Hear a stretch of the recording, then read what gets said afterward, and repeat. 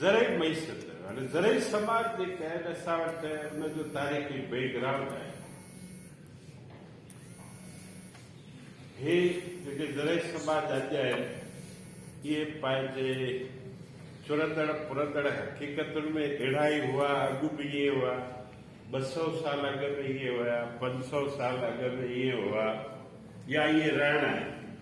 इहो सीरियस ॻाल्हि आहे, छो न रुॻो हिकिड़ी वॾी अक्सरियत जो लाइवलीहुड हिन ते डिपेंड करे। खाद खोराक जा मामला आहिनि रिलेटेड, तमामु घणो जेको लेबर फोर्स आहे उहो ज़राअत। मुल्क जी 65% आबादीअ जो सिंधी अणसिंधियत दारोमदार ज़राअत।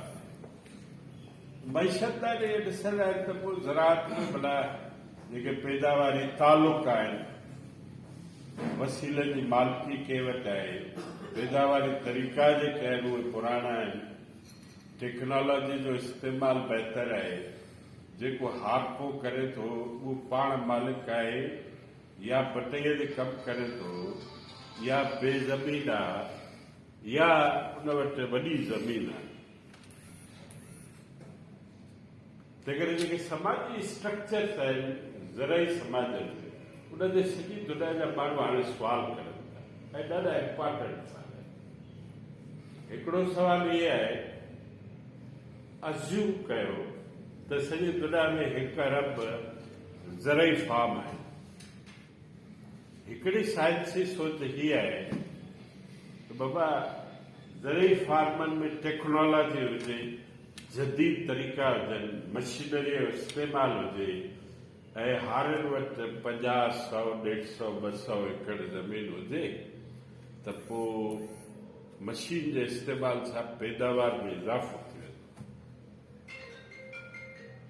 तंहिं करे सॼी दुनिया में 4 अरब जेकॾहिं ज़रूरी फार्म आहे हुनजी साइज़ खे वधाए छॾियो त हुनजे कमु कंदड़ माण्हू 50 लख खपनि,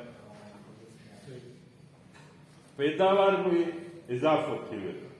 उनजो हिकिड़ो मिसाल आहे त अमेरिका में अमरीकी रुॻो 2% ज़रूरी शोबे में कमु कंदा आहिनि। मुल्क जी 25% जेकी मजमूई क़ौमी पैदावार आहे उहो 2% लेबर प्रोड्यूस, 25% मुल्की पैदावार। असां वटि अॼु जे ज़माने में 2019-2020 में कोई 42% मज़दूर ज़राअत में कमु करे थो ऐं असांजी क़ौमी पैदावार में ज़राअत जो हिसो 18% आहे।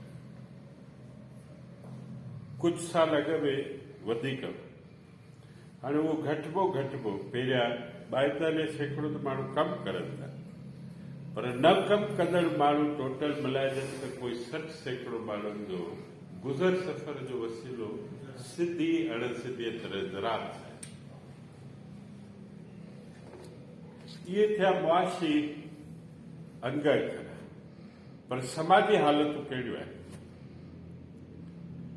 समाजी हालतूं आहिनि, हिकिड़ो जागीरदार हूंदो, हुन वटि वॾी ज़मीन आहे, हिकु वॾेरो हूंदो, हिकिड़ो क़बाइली जागीरदार हूंदो, हुनजे ॻोठ ऐं इलाइक़नि में हज़ारे लखे माण्हू आहिनि जेके न रुॻो ज़मीन ते कमु करनि था, हारी आहिनि, के विचोला हारी आहिनि, के पाण आबादी करनि था, आबादगार आहिनि, ऐं ॿिया घणाई बेज़मीन हारियुनि थी आहिनि।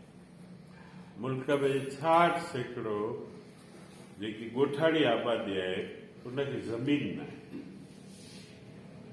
66% जेकी ॻोठाणी आबादी आहे उन वटि ज़रूरी ज़मीन बि न आहे ऐं ज़मीन ताईं पहुच बि न आहे। माण्हुनि वटि वसीलो न हुजे ऐं वसीलनि ताईं पहुच बि न हुजे। ॿिया 42% माण्हू अहिड़ा आहिनि जेके बराबरीअ जे बुनियाद ते शेयर क्रॉपिंग, भाईवारी बटईअ निज़ाम ते हारपो था करनि। 25% घटि माण्हू आहिनि जिन खे 2 या